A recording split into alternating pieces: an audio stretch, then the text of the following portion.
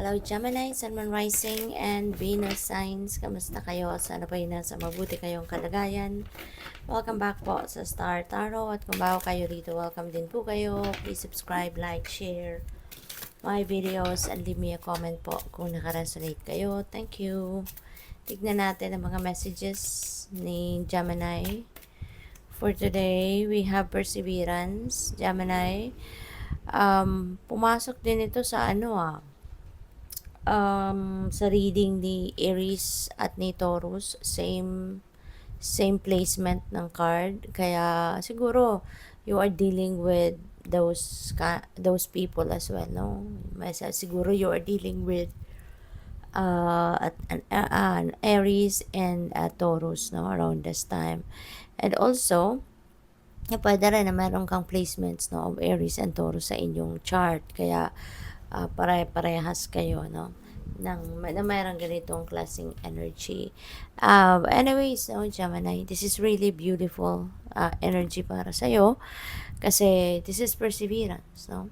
And this is one of the key, diba? One of the factors na makakatulong sa inyo para magtagumpay, para marating ninyo kung ano man yung mga hinahangad ninyo na marating, ma-achieve, ma-accomplish, no? This could be related to work, okay? This could be related to work kasi nasa, siya, naka-work outfit.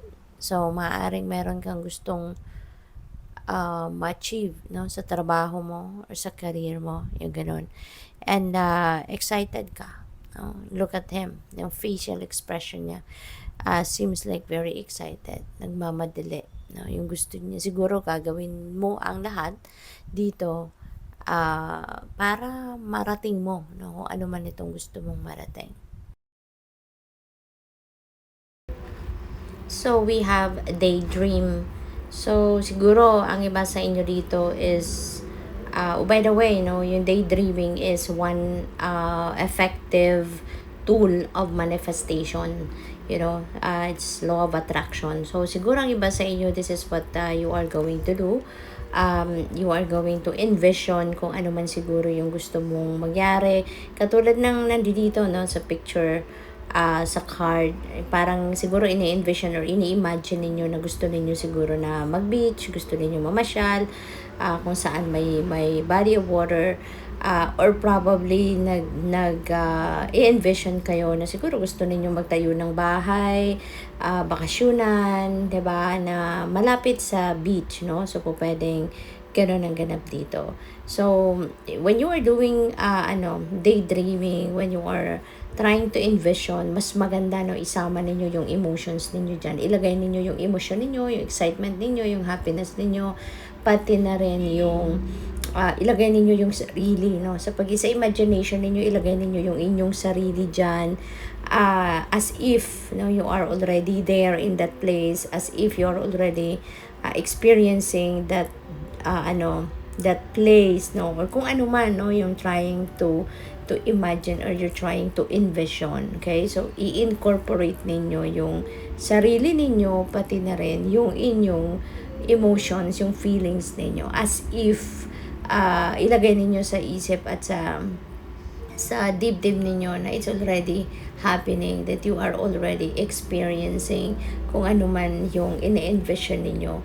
And in this case, ito, no, yung beach, no, ini-imagine ninyo siguro na gusto. Pwede rin ang iba sa inyo dito, this is a long term dream, no? So Gemini, pasensya na po, kasi nakatapos na sana tayo ng reading. Unfortunately, namatay pala yung microphone ko, kaya ayun, nawala siya. So I'll just babalikan na lang natin, no, yung nagsimula ako dito sa blessing card, no, tsaka nawala na yung audio. So yun po, you're very lucky, you're very blessed kasi meron kayong mga biyaya, no, na matatanggap sa ngayon.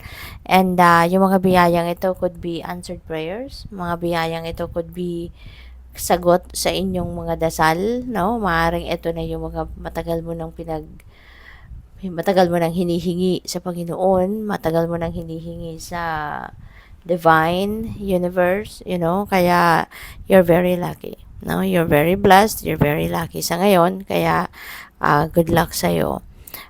We also have the Feast of Plenty.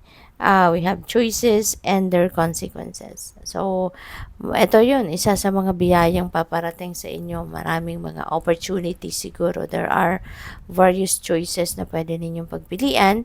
Ang mahalaga lang din dito, no, na kung ano man ang pipiliin ninyo, diba? Ano man ang pipiliin ninyo, i-consider ninyo kung ano yung magiging epekto nito, no, sa buhay mo at sa iba't ibang area ng buhay mo. Okay? Hindi pwedeng basta-basta lang kayong mamimili, 'di ba? Without even thinking, without even looking kung ano yung magiging consequence ng mga ito sa buhay mo. Kaya yun, this is a beautiful reminder para sa iyo, no? Na kahit madami, kasi baka ma-overwhelm din kayo sa dami, 'di ba? Ng mga oportunidad na pwedeng dumating sa buhay mo. So, ayun, make sure, no, na kapag mamimili ka, ayan, i-consider mo what will be the consequence of each opportunity na ito. Okay? So, your next message also is resourcefulness. So, beautiful kasi, 'di ba, siguro naman hindi lang kung ano lang ang nasa harapan mo, 'di ba? Yun lang yun talaga ang pwede mong gamitin, pwede mong ah i-apply, no, sa buhay mo or sa kung ano man ang ginagawa mo. But be resourceful. This is a beautiful reminder para sa iyo, no, na matuto kang maging resourceful, matuto kang mag-consider, tumingin sa inyong paligid at tignan, pag-isipan ninyo kung ano yung pwede pa ninyong mapakinabangan, pwede pa ninyong magamit, other alternative na siguro pwedeng baka meron din diyan na mas mura, 'di ba? Kung mga materyales or kung ano man ang gagawin ninyo, ano man ang pwede ninyong magagamit, no? We also have fortune's wheel, luck and right timing, no? Divine timing has come. Your life is going to change for the better na. No, this is really a beautiful energy kasi ibig sabihin dito na yung swerte, no, nakabaling na sa'yo. Yung swerte, nandiyan na sa inyong horizon at nakabaling na sa'yo. So, ang importante din dito, no, ano natin, um, yung tawag dito, i-align, no, ninyo, Gemini. I-align ninyo yung inyong, i-align ninyo yung inyong energies with this kind of energy. Okay? Tanggalin kung mayroon man kayo mga negative energies, may mga negativity kayo. Tanggalin ninyo yan. Tanggalin nyo yan para hindi ito masabotage, no, na fortune ninyo, pati yung mga blessings na yan, para hindi siya masabotage. Release all the negativity, no, out of your life para walang maging sagabal sa pagpasok ng mga magagandang balita, magagandang pangyayari, mga magagandang oportunidad. Okay? At saka, no, Gemini, maaari din, no, na meron dito mga pagbabagong mangyayari. And yung mga pagbabagong ito are positive changes. Kaya you need to be ready kasi there might be travel as well dito. Maaaring magta-travel kayo, maaaring may opportunity kayo rito to start a new job, a new career, yung mga ganon, ano? At iba-iba pa na pagbabago. But all of this, no, are positive changes. Kaya this is an exciting time.